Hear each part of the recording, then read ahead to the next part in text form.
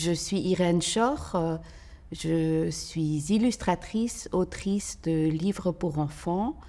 Ça fait près de 25 ans que je travaille. J'ai fait plein de livres, petits et grands formats, en général très colorés.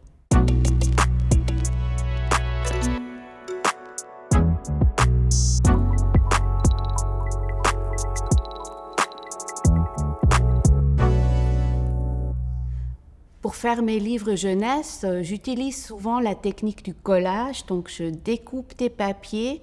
Souvent, c'est des papiers que j'ai peints moi-même. Après, je les colle sur un papier un peu plus rigide. Je rajoute encore quelques traits pour peaufiner, pour ajouter des détails au crayon. Je trouve que c'est un grand privilège de travailler pour les enfants. Parce que les livres pour enfants, c'est les livres des premières fois. C'est vraiment les livres qui nous font découvrir des choses et qui nous marquent, mais parfois même à vie. J'ai parfois aussi hésité à faire de la politique, parce qu'en Suisse, je connais des gens qui font de la politique. Après, je me dis aussi, non, en fait, j'ai la chance d'avoir un métier où je peux raconter mes histoires, je peux parler des thèmes qui me préoccupent à ma façon. C'est une chance, et puis je trouve que c'est aussi un peu une responsabilité aujourd'hui. C'est vraiment quelque chose qui me tient à cœur.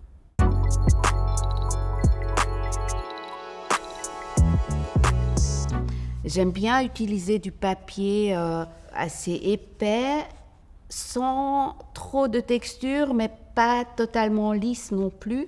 J'utilise des papiers, parfois des papiers de photocopie, que je peins pour trouver les couleurs. Donc j'ai vraiment plein d'échantillons. Après, j'ai aussi des ciseaux. Donc c'est des petits ciseaux de découpage.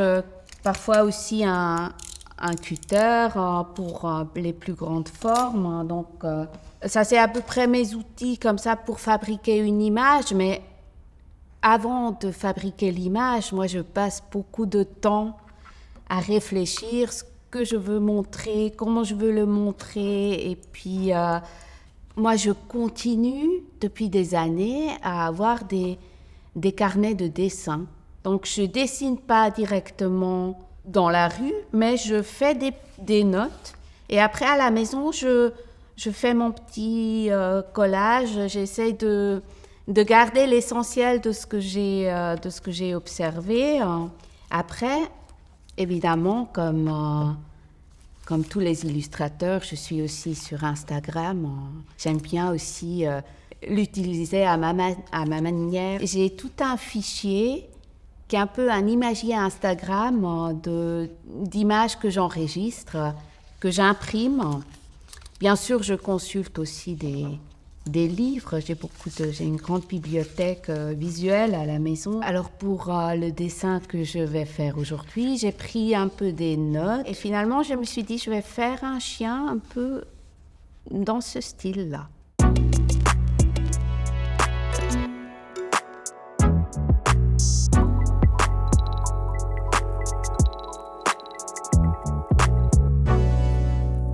Donc j'ai choisi un morceau de Marc Ribot, Y los cubanos postizos. Donc Marc Ribot, grand guitariste avec son projet de musique cubaine.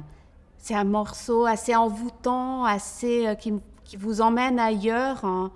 Et c'est un peu comme un dessin, on a juste l'instrument qu'on entend tout seul comme un trait de crayon. Je trouve ça vraiment une musique magique.